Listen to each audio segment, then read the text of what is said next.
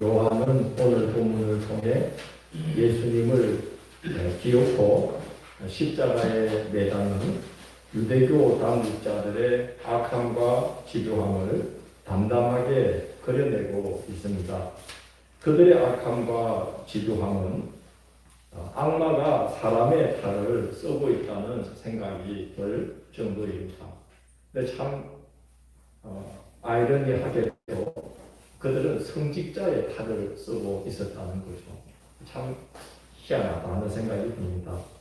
이들이 밤새 예수님을 심문하고 불법으로 야밤의 공예를 소집하여 예수님에게 하나님의 이름을 모독했다는 죄를 뒤집어 씌운 후 로마법으로 처벌하려고 로마가 파견한 유대 총독 빌라도에게로 끌고 갑니다. 그들은 예수님을 행악자로 고발합니다. 종교적인 문제로 고발하면 빌라도가 받아주지 않을 테니까 로마의 법을 어긴 행악자로 고발하는 것입니다.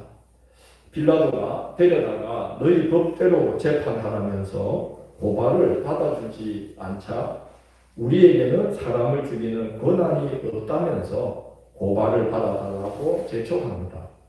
그런데 사도행전을 보면 그들은 로마에 고발하지 않고도 적결 처형을 일삼던 자들이었습니다. 스데반 집사님이 복음을 전하면서 예수 죽인 이를 너희가 회개하고 죄 용서함을 받으라고 책망을 할 때에 그들은 유대법에 따라 현장에서 정죄한 후에 증인을 세우고 스데반을 돌로 쳐서 죽입니다.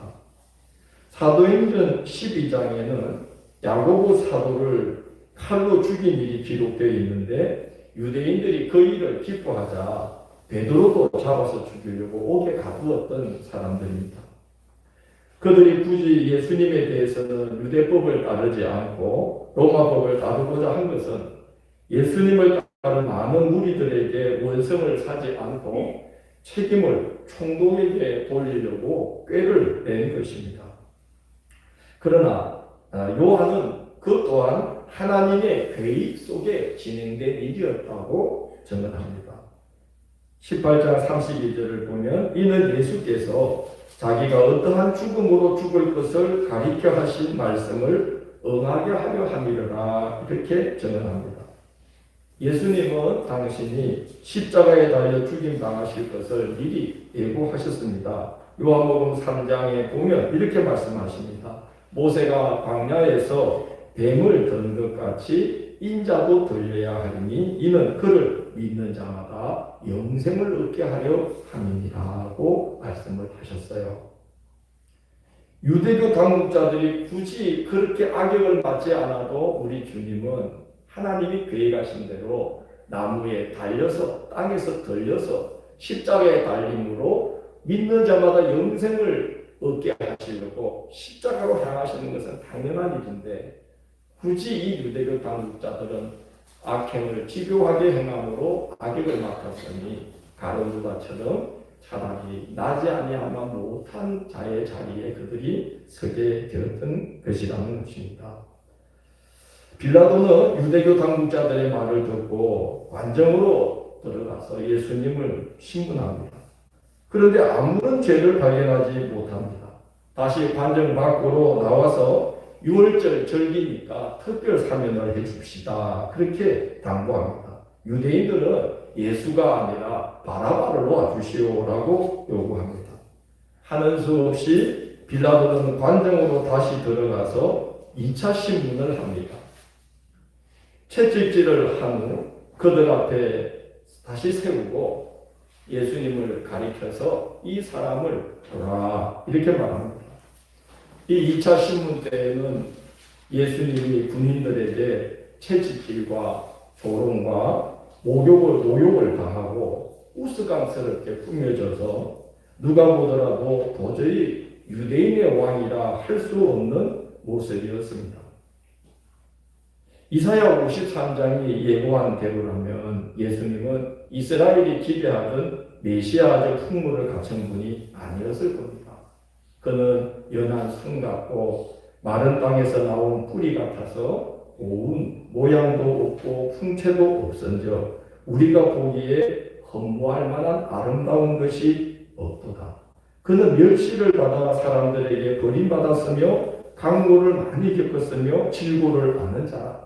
마치 사람들이 그에게서 얼굴을 가리는 것 같이 멸시를 당하였고 우리도 그를 귀히 여기지 아니하였도다. 라고 오실 그리스도의 모습을 이사야는 그렇게 메시아 같은 풍물을 가진 그런 분이 아닐 것이다 라고 예고를 했습니다.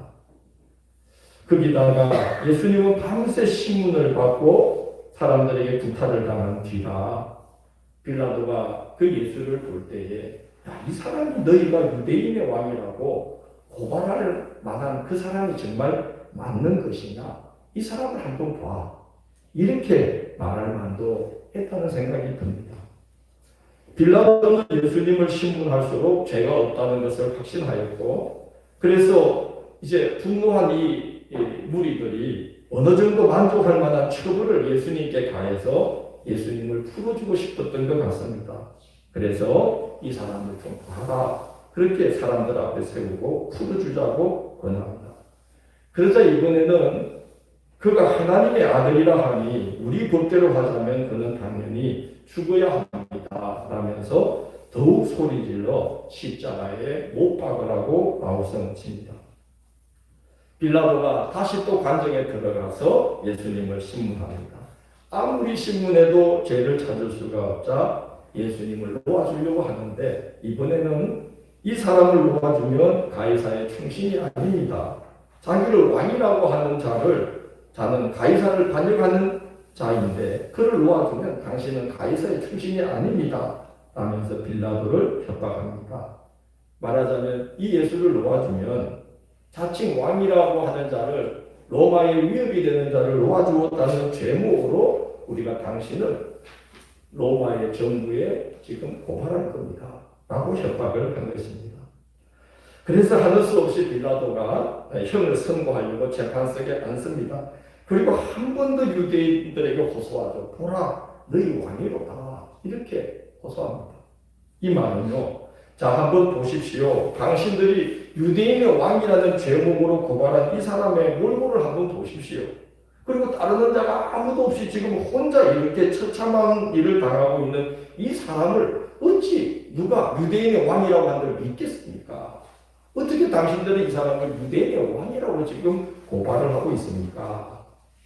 그렇게 이제 말을 하는 거죠. 보라, 너희 왕이로다 하는 말이 그런 뜻입니다. 그러자 그들은 없이 하소서 그를 십자가에 못 박게 하소서 하고 소리를 지릅니다.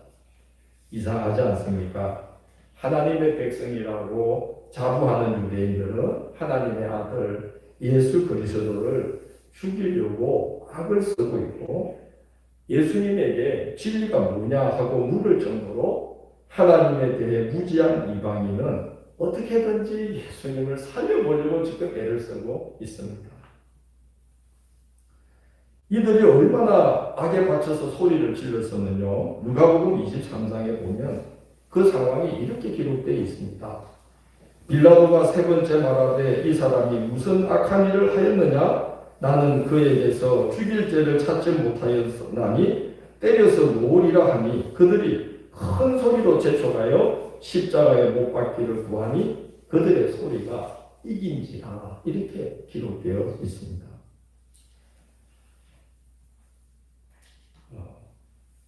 그들이 얼마나 소리를 질렀으면 십자가에 못 박으라는 그들의 소리가 빌라도의 소리를 이겼다는 거죠. 그래서 이제 마태복음 26장에 보면 빌라도가 아무리 힘써도 아무 성과가 없고 도리어 밀란이 일어나는 것을 이제 그가 일어날 것 같으니까 무리 앞에서 손을 씻으면서 이 사람의 피에 대해서 나는 문제아니 너희가 당하라. 그렇게 말하자 백성들이 일제히 대답하기를 그 죄를 우리와 우리 자손들에게 돌릴지어다. 그 죄를 예수를 십자가에 못 박는 그 죄를 우리와 우리 자손들이 다 짊어질 테니까 뒤집어서도 좋으니까 빨리 예수를 십자가에 못 박으시오 하고 아우성을 칩니다. 자기들이 지금 무슨 죄를 범하고 있는지도 모르고 또 그 죄의 대가를 자자손손 치러야 하는 끔찍한 말을 하고 있는지도 모른 채 팝을 쓰면서 소리를 치는 거죠. 우리는 사도신경을 고백할 때에 이 예수님을 고난에 받던 사람을 누구라고 지목을 하지요? 본디오 빌라도에게 고난을 받았다라고 고백하는데, 오늘 우리가 이 요한의 증언을 가만히 보면은 빌라도는 자기의 법적인 책임과 권한을 올바르게 사용하지 못했을 뿐이지, 예수님이 고난당하게 하고 예수님을 십자가로 갈 수밖에 없도록 계속 이렇게 악을 행한 무리는 빌라도가 아닌 거예요. 유대교 당국자들이었습니다. 19장 11절을 보면 예수님이 빌라도에게 이렇게 말합니다. 위에서 주지 아니하셨더라면 나를 해할 권한이 없으리니 그러므로 나를 너에게 넘겨준 자의 죄는 더 크다 하십니다. 이렇게 말씀합니다. 빌라도의 죄보다 예수님을 빌라도에게 넘겨준 바로 그들, 유대교 당국자들의 죄가 더 크다는 거죠. 그들이 얼마나 큰 죄를 저지르고 있는지도 모른 채 지금 오직 하나, 예수님을 십자가에 못 박아 죽이겠다는 그 한 가지 일념으로 이 유대교 당국자들과 그들을 동조하는 무리들은 예수님을 십자가에 빨리 못 박으라고, 그 죄는 우리와 우리 자손들이 짊어지겠다면서 예수님을 십자가에 못 박으라고 아우성을 치고 있는 것입니다. 그들이 말한 대로 됐죠. 불과 1로부터 30년 지난 후에 예루살렘은 로마의 군대에 의해서 다 파괴되고 불타버리고 성전도 다 무너져버리고, 그리고 이후의 자손들, 정말 자자손손 거의 2000년에 가까울 정도로 그들 자손들은 나라를 잃고 헤매면서 타 민족들에게 엄청난 수모를 당하고, 그들이 예수님에게 가했던 그 못지않은 그 수모와 고통을 거의 2000년 가까이 겪으면서 그들은 떠도는 민족이 되어야만 했던 것입니다. 그런데도 그들은 자신이 무슨 죄를 짓고 있는지조차를 몰랐습니다. 누가복음 23장에 보면 예수님은 십자가에 달려서 그들을 위해서 그렇게 기도하셔요. 아버지, 저들을 사하여 주옵소서. 자기들이 하는 것을 알지 못함이니이다. 그렇게 기도해 주십니다. 두려운 사실은 우리도 말씀과 기도로서 매일 자신을 돌아보지 않으면 우리 자신도 모르는 사이에 우리도 그들처럼 악한 마음을 버리지 못하여서 집요하게 악을 도모하는 자로 변질될 수 있다는 것입니다. 우리 자신도 모르는 사이에 그렇게 변질될 수가 있는 것이죠. 요한이 오늘 증언하고 있는 또 한 가지 사실은 그 힘든 여정을 묵묵히 감당하시는 예수님의 모습입니다. 오늘 본문 19장 2절 3절을 한번 이렇게 여러분 눈으로 이렇게 보시면 빌라도가 두 번째 신문을 하는데 병사들이 예수님을 이제 조롱합니다.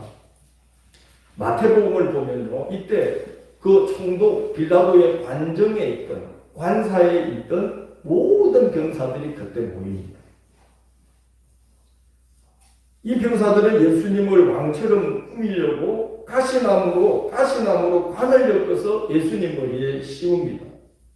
여러분 그 로마 시대 영화를 보시면 로마의 황제들이 왕관 말고 때때로 그죠? 머리에 멸류관을 쓴 거 보셨나요? 월계수나무로, 그죠? 그 검투 경기장 같은 데 나가서 딱 관람할 때에 월계수로 된, 그죠? 멸류관을 하고 있죠. 우리나라는 그 가시라고 해봤자 여러분 식물들 가시에 찔린 거 기억나는 게 뭐가 있나요? 기껏해야 장미. 저희 어릴 때는 동네에 탱자나무가 하는데 탱자나무 가시는 좀 더 크죠. 그런데 이스라엘에 가면 지금도 그 가시나무의 가시 하나가 어른 손가락만 합니다. 한 이 정도로 길고 얼마나 두껍고 날카로운지 몰라요. 이제 그걸로 관을 만들어서 예수님의 머리에 눌러서 이제 씌웠어요. 왕처럼 이제 품이다. 예수님 고통도 고통이지만 얼굴이 아마 피에 물들고 아마 퉁퉁 붓게 되지 않았을까 생각합니다. 그런 다음에 그들은 예수님을 왕으로 꾸미기 위해서 그 로마의 군사들이 군복 위에 있는 망토, 홍포라고 하는 그 홍포를 이제 예수님 몸에 둘러서 마치 왕복을 입은 것처럼 그렇게 꾸며놓고, 다른 복음서에 보면 왕의 호를 대신하는 갈대를 지팡이처럼 이제 들게 합니다. 그런 다음 병사들이 한 명씩 예수님 앞으로 와서 문안 인사를 하는 흉내를 내는 거예요. 유대인의 왕이여 평안할지어다 하면서 이제 왕을 알려하여서 인사하는 흉내를 냅니다. 여러분 영화에서 보셨을 텐데 옛날에 사절단이나 신하들이 왕 앞에 오면 인사하잖아요. 만수 무강하옵소서 인사를 하고 엎드려서 인사를 한 다음에 차례차례 사절단들이 가지고 온 예물을 드립니다. 지금 병사들이 이제 그런 신용을 내는 거예요. 그 관정에 있는 병사들이 다 모여서 줄을 쭉 서서 한 명씩 나와서 유대인의 왕이여 평안할지어다 하고는 이제 인사한 다음에 선물 대신 어떻게 하죠? 어떤 사람은 선물 대신 예수님을 손으로 때려요. 어떤 사람은 침을 뱉어요. 어떤 사람은 예수님의 손에 쥐어졌던 그 갈대를 뺏어서 예수님 머리에 치면서 네가 유대인의 왕이냐고 이제 놀리죠. 선물을 이제 주는 거예요. 말하자면. 여러분 로마 병사들에게 구타를 당하면 그 사람이 쓰러집니다. 그 성경에 보면 그라사의 광인을 예수님이 그 귀신 들린 자를 고쳐줄 때에 이스라엘 백성들이 돼지고기를 안 먹는데 엄청나게 돼지를 사육하잖아요. 그건 왜냐하면 그 지역의 주둔에 있는 로마 군인들에게 돼지고기를 납품하려고 자기들은 안 먹는 돼지를 방목을 했던 거죠. 그 기록에 의하면 로마 제국은 병사들의 그 몸을 살인병기로 만들기 위해서 하루에 엄청난 일정량의 고기를 계속 제공하고 계속 훈련을 시켜서 전쟁에 나가서 칼을 한번 휘두르면 두세 사람은 순식간에 제압할 수 있는 그런 살인병기로 만들었다고 합니다.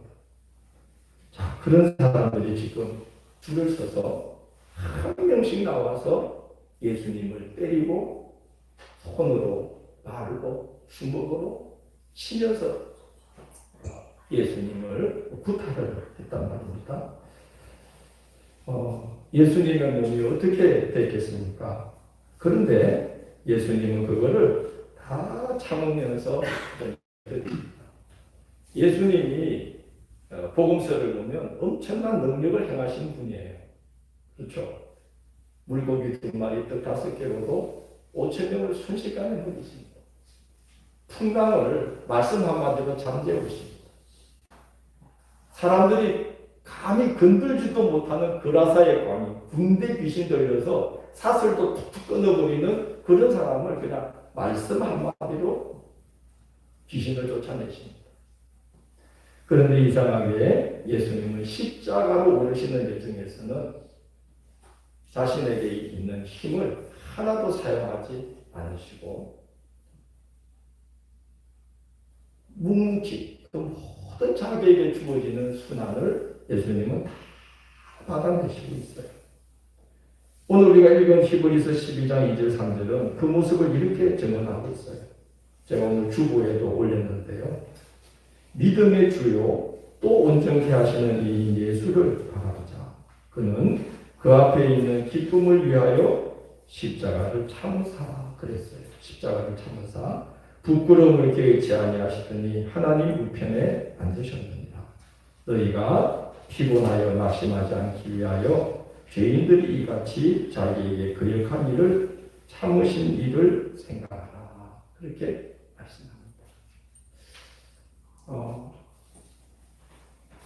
예수님이 자기를 구타하는 병사들, 조롱하는 병사들, 때리려고 할 때 손이 그 자리에서 굳게 만들 수도 있고, 그죠? 또 그런 일 할 수 있지 않습니까? 저희 어릴 때는 정말 대단한 능력을 행하셨던 부흥사님들이 말씀을 전하는데, 그때는 교회가 집회한다 그러면 동네 사람들이 와서 방해하고 그랬어요. 돌을 던지고 젊은이들이 문을 열고 들어와서 감을 지르고 그러다가 그냥 발이 딱 굳어버리는 일도 있고 그래요. 목사님이 딱 책망하면 그 자리에서 발이 굳어서 움직이지를 못하는, 안 믿어지시죠? 그때 막 그런 능력들이 나타났잖아요. 딱 책망하면 동네 사람이 왔다가 못 나가 발이 딱 굳어가지고 그래가지고 교인 되고 그러는 거예요. 아니 한 명의 평범한 목회자도 그렇게 하는데 예수님이 그 때리려고 하는 그 병사도 손을 굳게도 만들고 손이 없어지게도 만드실 수 있고 그 자리에서 적사하게도 만들죠. 아니 베드로가 한마디 딱 책망하니까 아나니아와 삽비라 부부가 어떻게 돼요? 한날에 두 사람이 베드로 앞에서 죽어버리잖아요. 근데 예수님은 그걸 다 감당을 하십니다. 하나님의 뜻을 이루려고 그걸 다 감당하시는 모습을 봅니다. 우리 예수님은 그 십자가에 이르는 여정에서 아버지 뜻이 온전히 이루어지게 하려고 자신이 사용할 수 있는 힘을 스스로 제한하시고 십자가를 품으십니다. 이사야 53장은 그 모습을 이렇게 기록하고 있어요. 그가 곤욕을 당하여 괴로울 때에도 입을 열지 아니하였으며 마치 도수장으로 끌려가는 어린 양과 같으시도다. 그의 영혼을 속근 제물로 드리기에 이르면 여호와께서 기뻐하시는 뜻을 성취하리로다. 그는 자기 영혼에 수고한 것으로 많은 사람을 어렵게 하며 또 그들의 죄악을 친히 담당하시기 위해 자신에게 죄를 범한 영혼들을 위해 기도하셨느니라. 그렇게 이사야 53장은 오실 그리스도가 어떻게 행할지를 예고하고 있습니다. 주님이 이렇게 하실 수 있었던 것은 어떻게 이렇게 가능하실까? 그것은 겟세마네에서 하나님의 뜻을 받들기로 그가 기도로 준비하셨기 때문에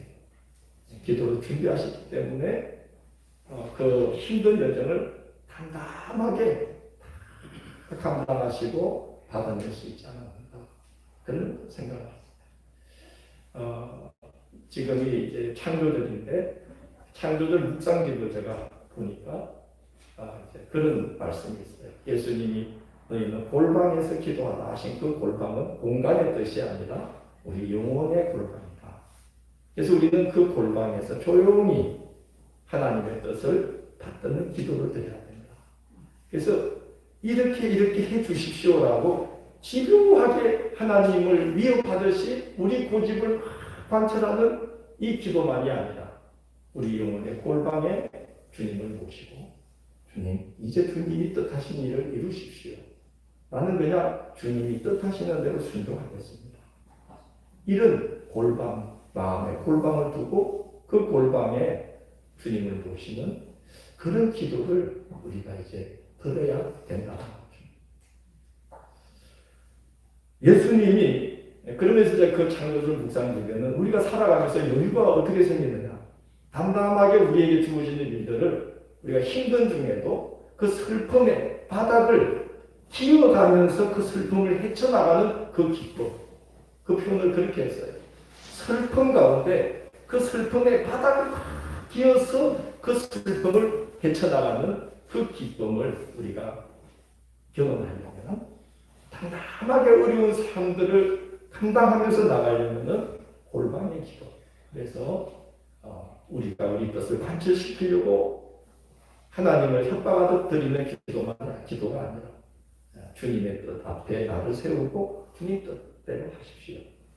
이렇게 우리 자신을 주님께 내어드리고 주님을 모시는 그 기도를 드릴 때 우리는 어려운 중에도 삶의 여유를 잃지 않고 갈 수 있다. 그렇게 창조적 묵상지에 이렇게 기록되어 있더라고요. 예수님이 얼마나 힘든 여정입니까? 아마 우리는 그 중에 하나라도 당하면은 아마 하나님을 저주하고 믿음을 버렸을지도 몰라요. 그거를 감당하시는 이 놀라운 여유로 그 담담하게 오늘 요한이 담담하게 그려내고 있듯이 정말 담담하게 예수님은 그걸 감당하신 것 같은데 그럴 수 있었던 것은 겟세마네의 기도. 그 기도가 있었기 때문이 아닌가 하는 생각이 듭니다. 예수님 십자가에서 이 잔을 할 수만 있다면 내게서 거두어 주십시오. 그렇게 기도를 시작하셨다가 만일 내가 마시지 않고는 이 잔이 지나갈 수 없는 것이면 아버지 뜻대로 되기를 원합니다. 이렇게 기도하셨고 그리고 그걸 결단하시려고 땀방울이 핏방울이 되도록 하나님의 뜻을 먼저 받드는 기도를 드릴 때에 주님은 이 힘든 십자가의 여정을 묵묵히 담담하게 감당해내시는 그런 일들이 가능해졌다고 생각합니다. 그럴 때에 참 놀라운 일이 일어났는데 바로 19장 14절이 그 일을 증가하는 것이죠. 이날은 6월절의 준비일이고 그렇게 기록되어 있습니다. 이날은 6월절의 준비일이요. 이건 요한이 아주 중요한 말을 할 때 이런 표현을 잘 쓴다는 생각이 듭니다. 하나님 뜻이 이루어졌다는 거예요. 그 유대교 당국자들이 말을 계속 바꿔가면서 예수님을 어떻게든 십자가에 못 박으려고 악하고 집요하게 온갖 방법을 다 동원해서 막 자기들 뜻을 이루려고 했는데 하나님 뜻이 이루어졌다는 거예요. 6월절 준비일에 주님이 십자가에 달리게 되었다. 그들이 막 그렇게 악을 도모할 때 또 빌라도가 내가 너를 살려줄 수 있으니까 뭐 말이라도 해봐라 그럴 때 예수님이 묵묵히 그 십자가로 이루는 여정에 그거를 다 말씀하지 않고 받아내실 때에 하나님의 뜻이 이루어졌다는 거죠. 놀랍게도 주님이 6월절 준비일날 정확하게 하나님이 계획한 그날에 십자가에 딱 오르시게 되었다는 거예요. 6월절은 하나님께서 이스라엘을 애굽의 종살이에서 구원하신 은혜를 기념하는 절기죠. 6월절 준비일은 어린 양을 잡아서 속죄의 제물로 바침으로써 죄를 씻음받는 은혜를 예비하는 날입니다. 공교롭게도 예수님은 6월절 준비일에 어린 양처럼 십자가에 오르시게 됩니다. 아마 그 당시에는 그 의미를 아는 자들이 거의 없을 거예요. 그러나 나중에 은혜를 받고 성령을 받고 주님이 무슨 일을 하셨는지를 깨닫게 된 성도들이 볼 때에 놀라운 하나님의 역사가 십자가 여정 중에 나타났다는 거예요. 악을 일삼는 자들을 통해서도 결국은 하나님의 뜻을 이루어내고야 마치는 그의 지혜와 능력을 성도들은 보게 되었고 의의 최후 승리를 그들은 그 예수님의 십자가 여정을 통해서 목격하게 되었어요. 그래서 그들은 그 일을 증거하게 된 것입니다. 그리고 그들도 예수님처럼 그렇게 그 뒤를 따라갔습니다. 히브리서는 그래서 이 예수를 깊이 생각하라. 이 예수를 바라보라. 자기에게 악을 행한 그들을 참으시고 그들을 위해서 기도해 주심으로 승리하신 이 예수를 바라보고 이 예수를 생각하라. 그렇게 권하고 있습니다. 예수의 은혜로 구원받은 우리들입니다. 그런데 그것만큼이나 중요한 것은 십자가로 오르신 그 여정의 예수님을 이제는 우리가 마음에 품고 우리도 예수님처럼 하나님의 뜻을 이루어지기 위해서 우리 자신을 하나님 앞에 내어드리는 사람들이 되고 그렇게 할 수 있도록 겟세마네의 기도, 골방의 기도를 우리는 내 자신을 내려놓는 기도를 끊임없이 들어야 한다는 것입니다. 그럴 때에 이날은 6월절 준비일이요.